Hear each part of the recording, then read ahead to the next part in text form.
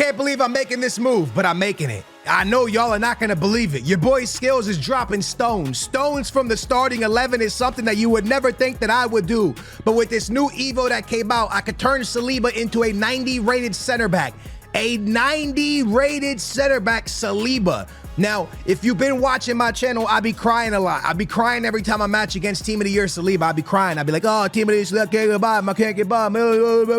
Always crying about Team of the Year Saliba. By the way, that's my team now after the Evo. We got Stanman. We got my boy Saliba beside him. Then we got Trent with Conte. We got Guti. We got Cristiano Ronaldo. Maradona going to start at right wing to quick kick off the weekend league. Real quick, what's up, YouTube? It's your boy, Double A9 Skills. Welcome back to the Road for Champions RTG edition, baby. We are jumping into 15 games. I'm going to let it rock. We're going to let it play out. We're going to let it kind of go crazy. I'm going to show you guys how Saliba played in these games. I'm 5-0 right now. Y'all are gonna be able to see a lot of gameplay here. Some I'm gonna keep a lot of the game in it so you can see the way Saliba actually performs, if he performs, or if he's just not a great card to go after. And let's just be honest, that's just never gonna be the case. First of all, gold Saliba is gold Saliba. We know this, we understand this. Saliba's been a beast in this game for a very long time. Now, I just never really had a version of Saliba that I could put in my starting 11 and play him, right? It wasn't something that I had, unfortunately.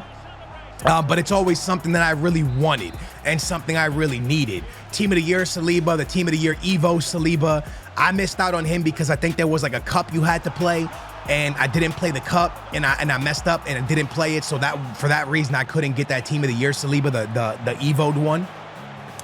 So I missed out on that one as well. So I never had Saliba. So I've always ran Stone beside Corneta.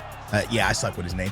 And then I got Stanman. I started running him beside Stanman, right? So that was fire for us. But I never had a Saliba. I never got to really have Saliba in my starting 11, except for when the game first released. I was rocking him, the Frenchman, at the center back position for a very, very long time. Now, Saliba's a guy that stood out to me because he has crazy speed. He has anticipate. He really has everything that you need to be the best center back in the game. And yeah, so with that being said, by the way, don't mind my lip, okay? I had I had a fever. I had it's a fever blister because I had a freaking flu. But I'm finally getting over it, thank goodness, man. So with that being said, it was something that I really wanted to do. I really wanted to get Saliba part of the starting 11. And I didn't want to bench Stones, but I just wanted Saliba, man. I struggled nasty against Saliba, and I would see him in a lot of games. Like this game right here, this guy is Team of the Year Saliba back there. And I would struggle against that card. So I was like, I really, really want to get him. Now, I'm going to keep it fully honest with you. From playing these games with Saliba, do I notice a massive difference on Stones? The Stones is crazy. I just want to go ahead and put that out into the universe. To this day, he's still one of my favorite center backs in the game. Like, there is no question. Like, when you're comparing Saliba to Stones, it's hard because Stones is my guy, bro. Like, Stones is actually Himothy. Like, I legitimately am thinking about running Stones and Saliba together over Stones and Stam. But again, Stam's really good. And in this gameplay, you're really going to see Stam just really get a lot of blocks and interceptions. And again, I'm trying to keep as much of the gameplay as possible, lads, so you guys can really see the interceptions, the passing. But realistically, in these 5 games, I would say Stam was really the general of that back line. Like, he really was the guy that kind of controlled most defensive plays, if I'm being fully honest with you. But Saliba was fire. He was incredible. He was absolutely amazing to play with. And it's the type of Evo that I think people will regret if they don't do him, if that makes sense. Saliba's that type of guy that makes you regret not doing him, right? I regretted not doing Team of the Year, having the Team of the Year Saliba. I regretted not doing more packs to try to pack Team of the Year Saliba. So for me, it was one of those things where I truly didn't want to regret. So when this Evo came out, when this Evo dropped, I thought to myself, okay, you know what? I got to make sure I do Saliba because I'm not going to be that guy that is going to constantly regret not doing Saliba. So I did him. I don't regret doing him. I think it was a big decision to do him. Obviously, I could play him beside Stones. I could play him beside Stanman. I could play him however I want. But I'm playing him beside Stam right now, and we're 5-0. Now, I want to talk to you guys about a couple different positions. We brought in the All-East card. We brought in the Lamine Yamal card. I tried Maradona. I still don't know, man. I love the All-East Evo, but I don't think he's as good as that one that costs 800K. Lamine Yamal is a pretty dope card, but I've been missing some sitters with him, which I don't like. And Maradona, I'm not feeling at the right wing position. And I'm starting to think I need to upgrade at the right wing. And it's crazy because I've been spending a lot of my coins on that right wing spot, right? I spent the money on Olise's Evo, Lamine Yamal's Evo. So I've been spending money there, and I haven't been, I've had success, but I haven't had the type of success I had when I had that the grassroots, if that's what it's called, Olise card. When I had that card there, lads, I felt like every time I attacked to that side, I was gonna score. And I haven't felt that confident since I lost him, since I sold him, right? I haven't felt that good. I haven't felt that confident. I haven't felt like every time we attack down that side, we're gonna put in a goal. And that's kind of annoying. But at the same time, you know, it is what it is. We did sell an 800K card and brought in an Evo of him of 75K, right? That's a big difference. But at the end of the day, I really got to figure out what to do there. So can y'all get in the comments down below and let me know what you have going on at the right wing position? Who's your right wing? Who you rocking? Who you enjoying the game with?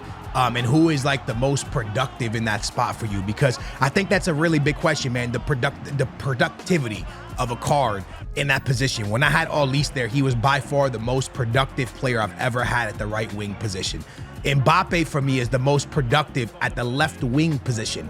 I like him at striker. He's cool at striker. I just messed up completely there with Saliba. I like him at striker. For me, Mbappe is more productive coming off of the left wing because of his pace, because of his ability to beat a defender on the 1v1 and run straight past him and create easy opportunities for my strikers. So at the end of the day, productivity for a card is huge. And for me, the best I can't even speak. The best production for Mbappe comes left wing. Best production right wing was Olise, and I don't have him no more. And the best production that I'm having right now, I think at the 9 positions in this Ronaldo card. This Ronaldo card has crazy stats for me, like extremely good stats for me. Some of the best stats I've been able to put up, hands down, with a number 9, man. Maybe Puskas is up there with him. And I know a lot of people, I've been seeing a lot of people have the conversation that Team of the Year Henry is better than Ronaldo. I can't compare because I never played with Team of the Year Henry. I never got to rock with him. I never got to try him. I never got to enjoy that card. So I'm hearing a lot of people say that card is absolutely insane. Now, one card I can compare him to that is a very expensive card is the homeboy Puskas. Puskas is a card that is out of this world insane, right? I would imagine he's something like that Thierry Henry Team of the Year card. He is a very solid card. And the one thing I will say, and I think a lot of people are going to agree with me when I say this, Ronaldo's just a pure finisher. He's not missing many chances. And then having finesse shot on top of that is just amazing. His movement's never been the best in the game. Puskas is moving better than him. Mbappe's moving better than him. Well, he kind of moves like Mbappe because Mbappe doesn't have this crazy, he has a better left stick, but it's not a crazy left stick. Thierry Henry, I would imagine, moves better. There's a lot of cards that move better than Ronaldo. When I say move better, I mean the left stick. Like sometimes he feels very heavy on the left sticks, on the turns, on the cuts in and out. But besides that, running in a straight line, the finesse shot, the shot into the corners, the shots from outside the box, his passing, all of that for me has been phenomenal. I've had a very good time with Cristiano Ronaldo. I think he's been a very fun SBC to complete, and he was very expensive for sure. But for me, I think Ronaldo's worth it for this reason. You guys see the movement right there. That was some pretty darn good movement right there. But I say this. I say the reason he's very worth it is this. A lot of Ronaldo's cards in this game are not really usable, right?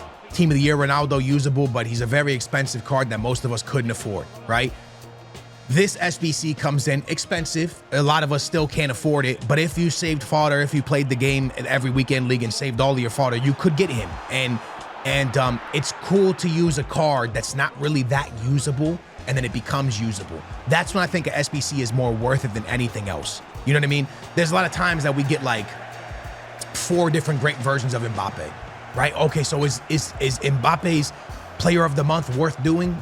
If you got the gold already untradeable, probably not, right? But like Ronaldo, he doesn't have many cards. So the fact that his card goes from being kind of irrelevant in the game to usable is one of those things where it's like, damn, I think this is really worth it. Same thing for Messi. Messi doesn't have many usable cards in this game, right? And if he does, they're really expensive or people just aren't rocking with them. So if they drop a full birthday card that was a 5-star for him and the next team too, I would be in there like swimwear and I would give all my coins to be able to have them, because you go from being not usable, kind of irrelevant, not really a card that you're rocking with, to a card that's extremely good. And that makes it well worth it. So for me, it's not just Ronaldo's movement. It's not just Ronaldo's finishing. It's not just Ronaldo's ability. It's not just Ronaldo's production. It's really that he's a card that went from being kind of irrelevant in this game to being very usable and very usable at a great way.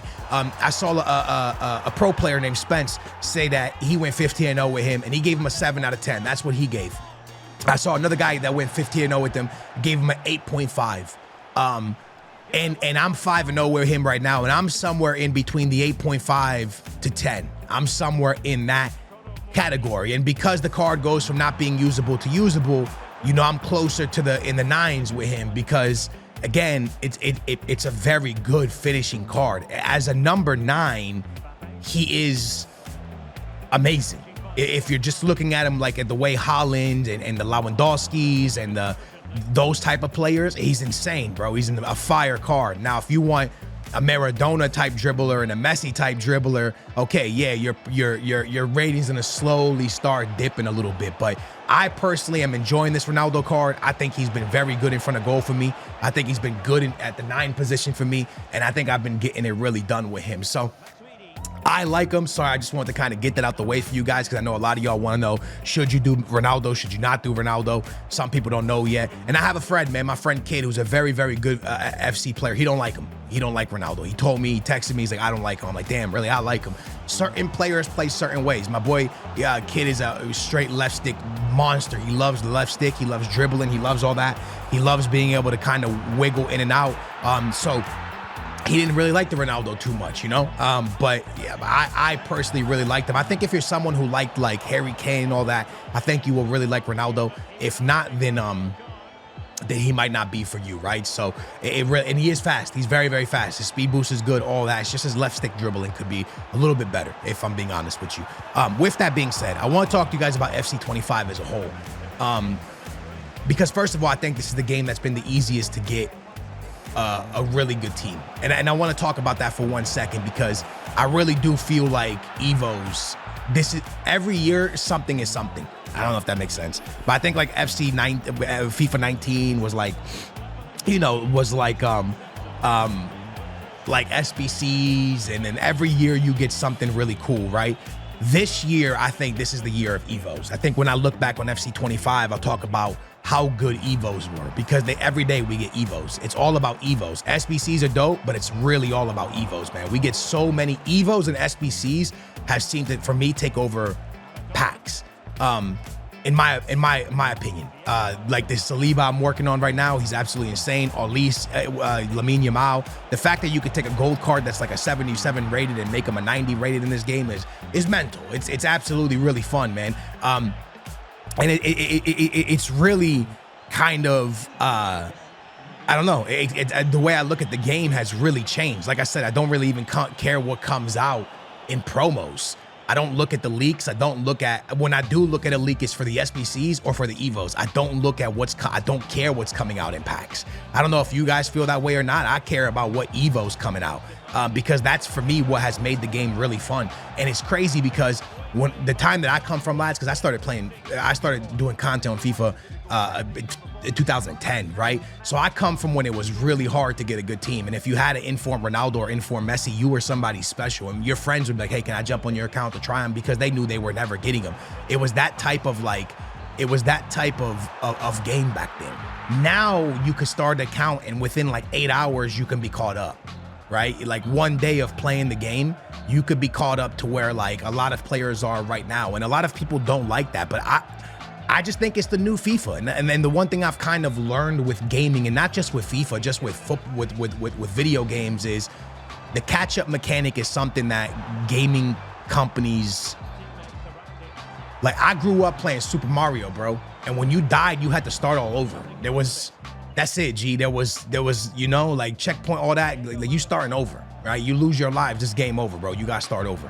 games aren't really like that no more. They're not built like that no more. Games are built in a different way where people can play them and enjoy them, and they're not as hard as they used to be, and they're not, it's a different time that we live in. I kind of just accepted that, and kind of just, a lot of people don't want to accept it. I look at FIFA in a completely different way than I looked at it 2-3 years ago, and it took me a while to kind of wrap my head around it, but I got it now, and I'm just like, okay, I get what they're doing. They're building a game that, you know, anybody can play it. You can catch up as quick as possible.